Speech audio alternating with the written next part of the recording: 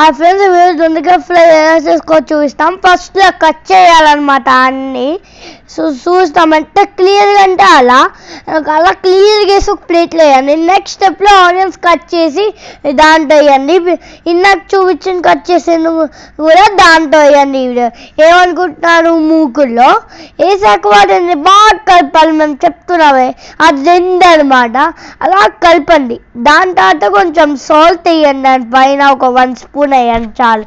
1.5 spoon వేయండి. 1 spoon. So next మళ్ళీ కలపాలన్నమాట వాటిని. సో అలా కలిపితే నెక్స్ట్ మసాలా యాడ్ చేయాలి. ఏదో ఒక మసాలా యాడ్ చేయండి ఫ్రెండ్స్. సో ఆ మసాలా యాడ్ చేసాక అలా ఫ్రై అవుతుంది అన్నమాట. సో అది ఇంకొక కారం వేయాలి, సూపర్ ఉంటుంది. నెక్స్ట్ అవన్నీ వేసి బాగా రుబ్బాలి, పొల్లా వస్తుంది. అది తింటే సూపర్.